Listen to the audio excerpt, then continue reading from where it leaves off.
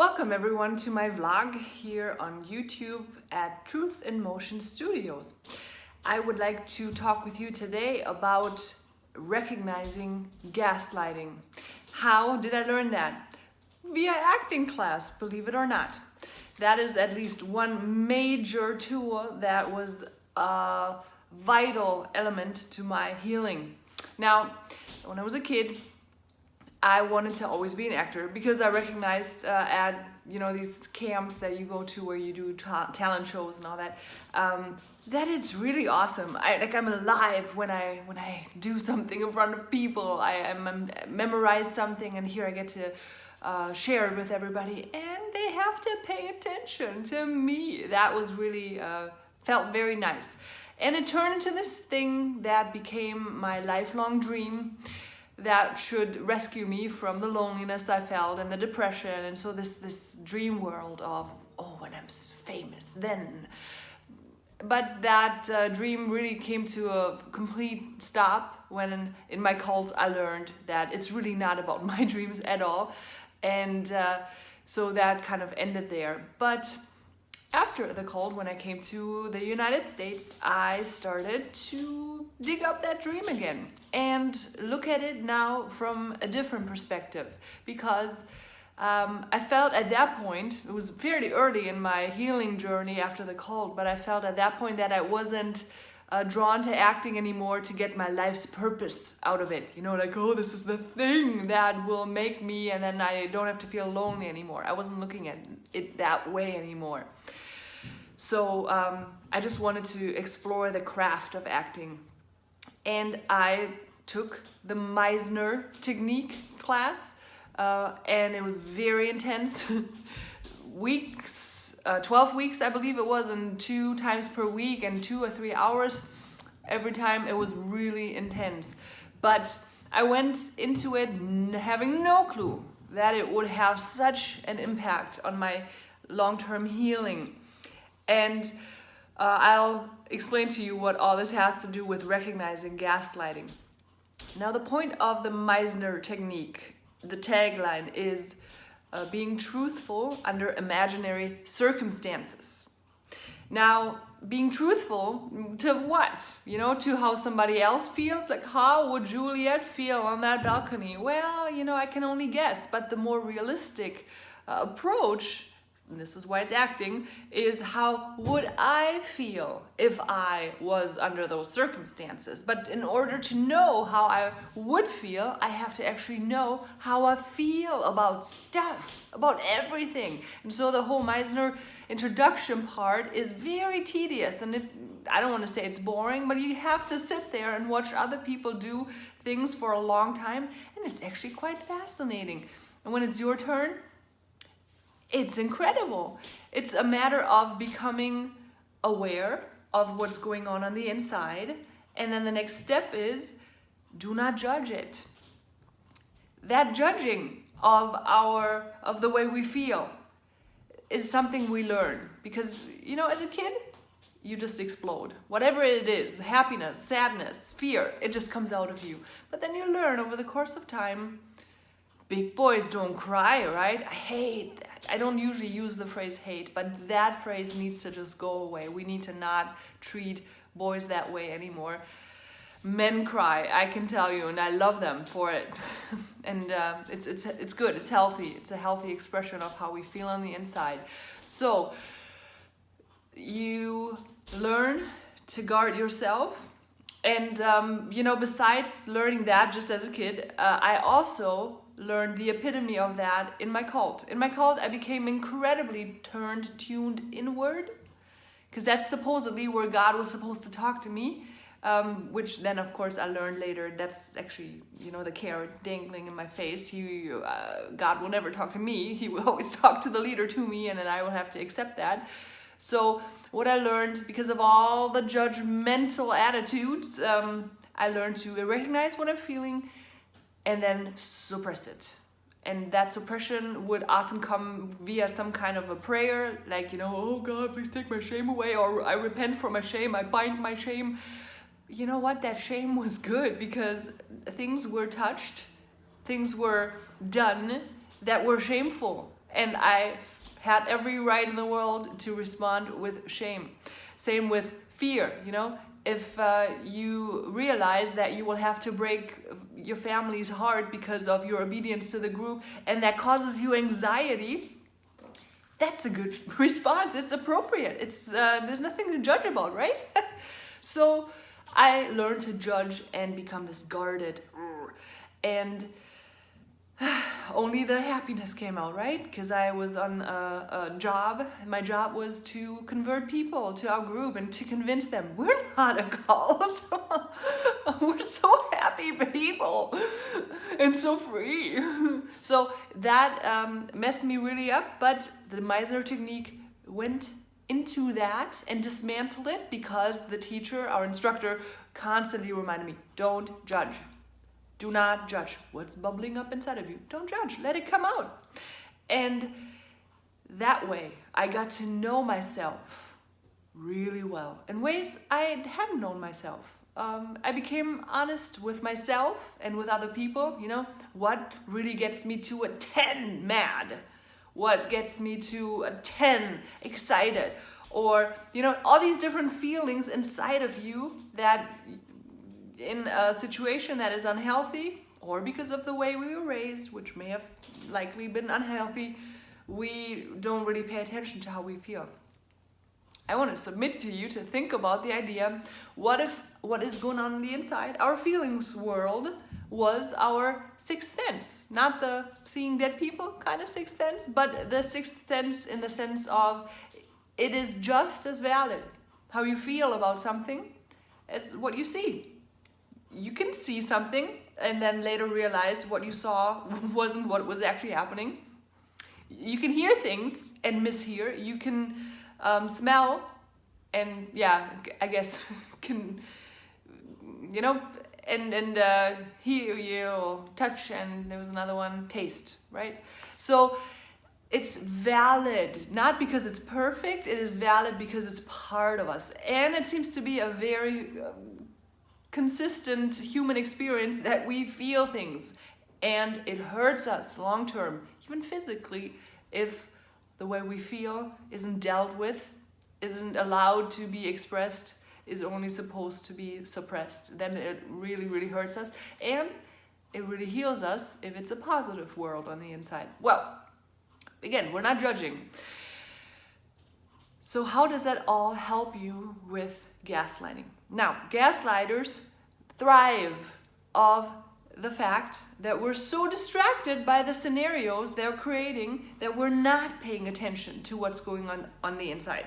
And usually, that was in my cult, even if there is something bubbling up inside of you, like, what you just said makes me so mad. And then they would say, yeah, because you're rebellious. Then it would be up to me to say, no, I'm not being rebellious. You have just taken my human dignity away from me, and that makes me mad.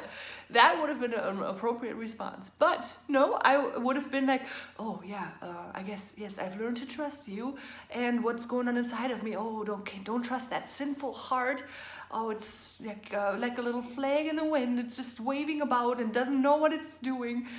Okay, so I have to repent of the fact that what just happened, I'm very confused, made me mad. Oh my God, I'm such an angry person. Take that anger away from me.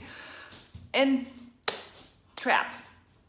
So multiply that by 1,000,000 times and you are just a person that walks around in constant confusion. And what else? In need of a guru to tell you what to do, what to think, what to feel like, because you have legitimately, successfully shut your own self down and you're putting another personality over it, which is not your own, it's someone else's, probably the one of the guru or some perceived Jesus version that, you know, is up for debate.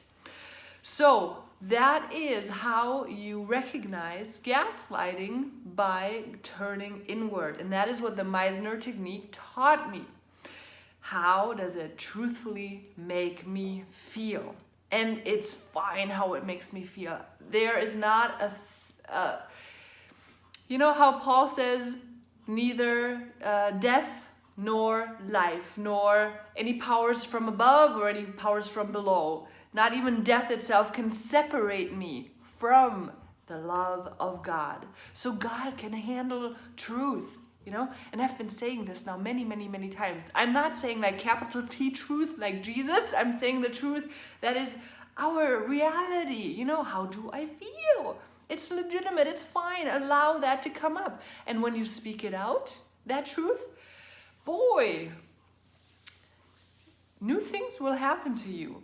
Yes, because when you stop playing the game of playing along, being distracted by the world that people will create so that you can be that pawn in their little, you know, chess world where they're at the top and you're at the bottom or somewhere in between, you're certainly not free to make choices. They benefit from you not paying attention. I feel like I kind of lost my train of thought there talking about chess, but I think that was kind of clear, right? So gaslighting thrives off the fact that they have created a scenario, those gaslighters, where paying attention inward and then letting that come out will get turned around on you, and then you are in trouble, legitimacy. Like I described it earlier. If I would say, well, that makes me mad, it would turn into, I'm so sorry for being such an angry person. And I'm not there anymore. So let me tell you, when you start speaking your truth out, that was my train of thought. When you start speaking out your truth, you will discover your own power, your own authority that is God-given, if you ask me. Because as you let the truth come out, the players, you know, the people that are in charge will be threatened by you speaking the truth, and they will have to double down on you. And if you to that can stick to yours, no, this is how I feel. Sorry, I'm not going to apologize for how I feel, but I'm sorry that it upsets you. And then there you go down that path, and then eventually they will make you the problem so severely that you will realize the nature of the relationship that you have become part of. So that could look like in any situation or in any, you know, religious setting or any setting where there's like a perceived hierarchy, and you just don't want to be the problem. Because, you know, we're good people. We don't want to be the problem. We don't want to cause an issue. But if how we feel about something makes it clear that there's a problem, then of course we are the problem. No, you're not the problem for turning on the light. Remember what Jeff Van Vonderen said about that? You are not the problem when you turn on the light and with that expose a problem. But you will certainly be turned into the problem if you're part of a system where that happens, and it will result in you being kicked out or asked to leave or something like that. So I want to encourage you to find your tool, whatever it is, to help you turn inward and not judge yourself. I loved how Paul Young said in that interview we recently did, if you have to pay someone to let the gunk come out, then do that, because it needs to come out unjudged. It just needs to come out. If you don't know how you feel on the inside, how can you even, you know, it's like you walk around blind all the time and you're so influenced by things that you're not aware of, you know, your own subconscious thoughts or your people around you with the louder voice or whatever, you know. If you don't want to be swayed by other people, if you don't want to have to need another person to tell you what to do, start turning inward and discover yourself. And discover that God created that whole world, that universe on the inside. It's legitimate, it's good, and you will meet God there. I really believe that. That is Christ within us, right? The still small voice. How can you discern any voice if you're not paying attention? have I said it all? Oh, and Paul Young also said to start with truth, right? Start with the place where you're honest. You have to start with the first thing, be honest. Whatever it is, you know, when I help people on their nutrition path, you know, with more health and wellness and maybe weight loss, I ask them, what's on your personal agenda? Like, what's the thing that you can tell on the inside I'd like to do, but I don't? Like, many people then say, I feel like I should ditch the Coke or whatever their pop is and drink more water. And then I can say, awesome, let's start right there. That is the truth that you have on the inside. And I know that because for a long time I had my own things where I heard inside of me, oh, is this, oh, what if I don't do that anymore? What if I don't do that anymore? But I wouldn't allow that to happen because those things made me, they were my security blanket. So I didn't want to give them up.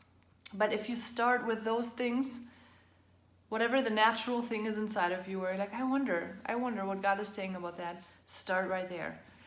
And again, if you have to find someone that you have to pay so you can trust them, then do that. But maybe you have healthy people around you too that will not judge you and won't think less of you. So that is all to say how Meisner technique acting class helped me discover what gaslighting feels like. That pressure. I don't like it. I can tell it's happening, but I don't like it. And then I will bring it up. I will speak up. And then see what happens. Life gets interesting that way. With all that, I would like to release you back to your week and hope you are blessed abundantly.